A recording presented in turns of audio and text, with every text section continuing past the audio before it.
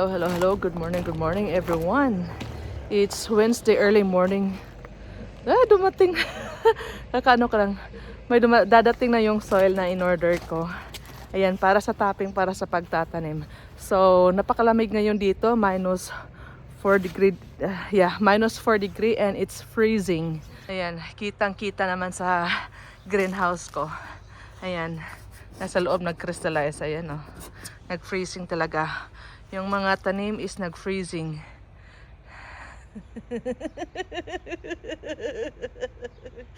Ay, kinukulor di bata, bugay. Ito na yung update sa aking raised bed. Ito, yan. Natapos ko na yan. Yan na yung order ko. Kahoy.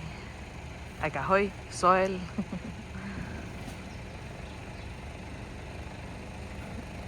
Ayan, na-distract ako. Hanggang dineliver yung soil na order ko. Actually, order ko pa yan the other day and bilis nilang mag-deliver. Andito na ngayon. So, andun pa yun sa daan. Hindi makapasok dito sa loob. Gigising maaga yung asawa ko. Tutulungan namin mamaya para ilipat dito banda kasi nakaharang doon sa daan.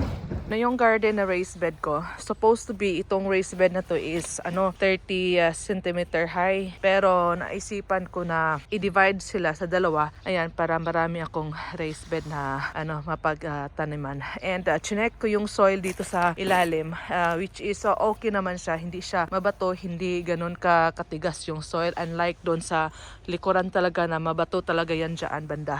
So hopefully na makapagtanim ako dito. At yung isa dito, medyo mabato to sila banda dito. Pero yeah, we'll see. And in the future pa na magiging okay yung soil, diba? So ayan, nag-frozen pa talaga. Ayan. Ayan, minus 4 degree. Dating yung stepfather ko today para magdala. Sabi ng asawa ko nung nag-usap sila, dadating daw siya today para magdala ng more soil para ambakan ko na to ng mga soil yung mga raised bed ko. At tsaka yung order kong soil is para yung sa topping kasi yung soil na ilalagay namin is ma-strong yun. So hindi mabubuhay yung tanim doon kasi ewan ko ba kung bakit, pero kinausap ko kasi yung nung kumuha kami ng soil doon is napaka-strong daw yung soil. It takes years daw bago magamit yun, parang ganon. So ang ginawa ko is mahal naman pag lagyan ko lahat ng soil, yung compost talaga. So ang ginawa ko is ilalagay ko sila sa ilalim talaga and in a few years baka magiging okay na yung sa ilalim, 'di ba? So ayan, mga 11 AM ata dadating yung stepfather ko. So we will see and punta muna tayo sa raised bed. Kailangan ko pa tong linisin yung sa loob ng raised bed kasi prioritize kong unahin yung sa loob ng greenhouse kasi I think doon ako una magtatanim, like for example ng radish, spinach and some salad. So yeah, and ready na siya actually. Kailangan ko lang is ilipat yung mga nilagay ko sa taas. Ang crystallized dito sa loob. Parang nagki-crystal yan. Grabe yung frozen, no? Ayan. Nag-crystallize siya. Ayan. So yung asawa ko pumunta doon sa kinatawag nito is recycling area at kumuha siya ng mga soil. Twice siyang nakapunta doon pag uwi niya. Kasi may binili siya doon banda. Kaya pag uwi niya is kumuha na din siya ng soil. Yan ang gamit na niya. So naambakan ko na to dito banda. And some here also. So hindi ko to siya pupunuin ng mga compost doon sa recycle kasi yung topping na is yung binili ko para ready na taniman kasi ito hindi pa to pwede taniman kasi napaka-strong tong soil na yan. So ang gagawin ko today is i-remove ko yung mga unnecessary dito, like for example that one, ilalabas ko yan siya para malagyan to ng soil pagdating ng stepfather ko. And ito yung bucket din, ilalabas ko din yan sila para ready na sa pag-unpack dito. Hindi ko na to kailangan ng carton doon sa ilalim kasi may to siya, may protection na to yun sa ilalim para sa damo-damo yan siya.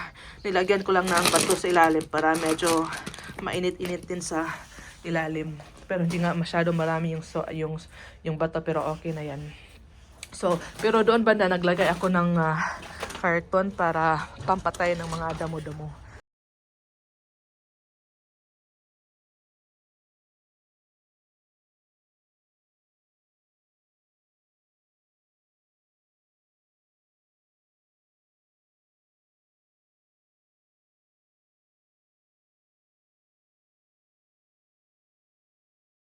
So, ayan, natanggal na sila. Ready na yan.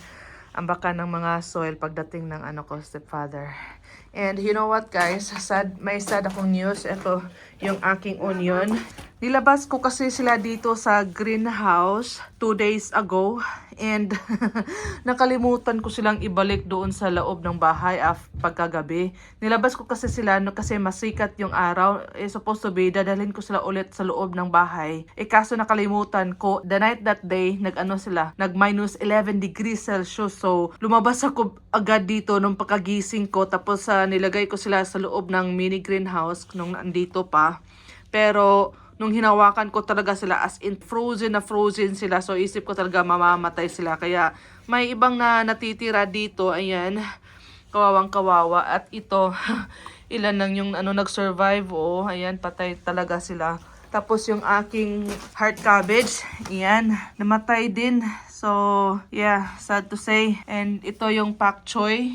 And ito yung salad. Tatanim na naman ako ulit dito. Yung pak choy, meron pa ako doong extra. So, at least may extra ako. Pero yung ito, wala tong extra. And saka yung salad, wala din extra. Kaya, I need to replant them again. And itong onion naman, bumili na ako ng bagong seeds kahapon para magtanim na naman ako ulit dito. So, nagiging super excited si Mama Che sa paglagay dito sa mga tanim sa loob ng greenhouse. Nakalimutan ko lang talaga ipasok kasi pagod ako noon galing ako sa trabaho. Tapos nilagay ko sila dito tapos supposed to be kukunin ko pa afterwards. Ayun, nakalimutan kasi nakatulog na ako. Naalala ko na lang yung pagising ko, napaisip ako, oh my God. Yeah, lesson and learn.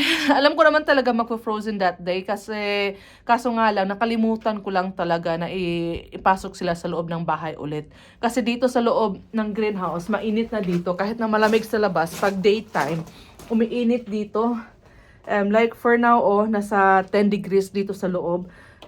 Kahit na minus 1 degree sa labas. Kasi yung glass is nakakabigay ng extra init. Pero pag gabi na, kung anong kalamig doon sa labas, ganun din kalamig dito sa loob. So, magre-replant na naman ako dito. Hopefully, makahabol ako niyan.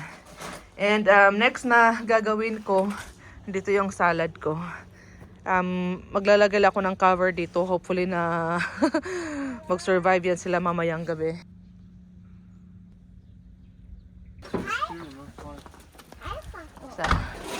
Dito ng soil.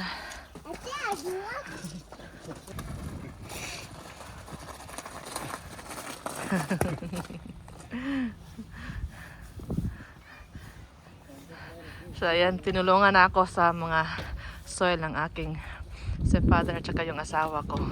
Uunahin ko doon sa loob ng greenhouse para makapagtanim ako doon early. Yan, super excited si Mama Che. And while dito naman, nag-aambak ako ng mga karton. May dalang karton din yung asawa ko. Ayan, so ang next na i-fill up po is ito siya. Kasi sobrang malalim to, 30 cm. So ready na to siya para ambakan ng soil. Ito na siya. I-level ko muna to siya bago ko lagyan ng yung topsoil. Doon na sa likuran nilagay ko kanina. So, yeah, super excited si Mama Che, diba? Exciting. Hihi!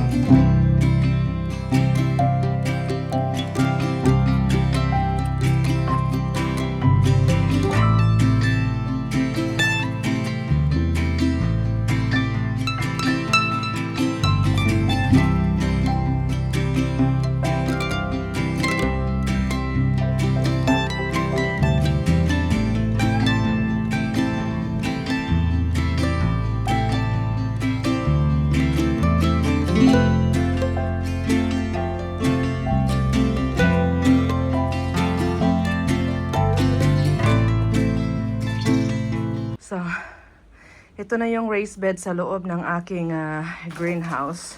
Ayan. Nalagyan ko na sila ng topsoil, yung ano na talaga, yung compost na soil na talaga na ready to plant na. Ayan, ang ganda ng soil na. Marami siyang ano, mga tawag nito. Mga ganito ba? Ewan ko kung bakit. So anyway, at least happy na ako and excited na ako. Didiligan ko pa to sila ng tubig. Pero hindi muna sa ngayon kasi magpo-frozen for a few days from now. So hindi pa tapos yung frozen evening namin dito. And continue ako bukas dito. Dahil hindi pa ako tapos doon sa labas. And dito din maglalagay pa din ako ng extra ng bag dito na soil. Kasi may area pa dyan na hindi pa na-fill up. So maybe 4 bag of sacks here and maybe another 3 bag of sacks here. Yeah. Yung progress namin dito sa labas is okay naman siya. Laking pasalamat talaga ako sa stepfather ko at pumunta siya dito. Tinulungan niya kami. Hindi na ako nakasama doon sa pagkukuha ng soil doon sa tawag nito sa recycling area kasi nandito sa bahay yung mga bata so walang maiwan sa kanila. And yeah, sila na lang dalawa ng asawa ko at saka ng papa niya. Ito na yung isang raised bed. Ayan, ito yung medyo malaki. 3.6 by 1.2. Ayan. So, tapos na to siya. Ready na siya. And maglalagay na lang ako dito ng topsoil, ng compost, yung bag na binili ko. And ito din, scatter ko pa to sila ng pa-level. I think napadami ata sa paglagay ng soil dito. Kasi gusto kong hindi siya i-level up dito kasi hindi pa to mataniman ng direct kasi napaka-strong tong soil na to. So, babawasan ko pa yan dyan hanggang siguro mga kalahati nito para makapaglagay ako ng compost soil talaga. Yung ready na sa pagtatanim. Ayan. Yung pangalawa, tsaka yung pangatlo. Ito hindi ko to masira kasi nag-frozen yan Ayan, maganda yung araw ngayon. Pero malamig kahit na blue talaga yung ayan, tingnan nyo yung langit, blue na blue, pero sobrang lamig. Ayan, I think next week medyo maiinit na dito and tsaka pa ako magdidilig ng tubig dito sa soil kasi itong soil na to magsishrink pa yan sila pag malagyan ko na ng tubig. And yeah, that's all for today's activity ni Mama Che. Thank you for watching everyone. Bye bye.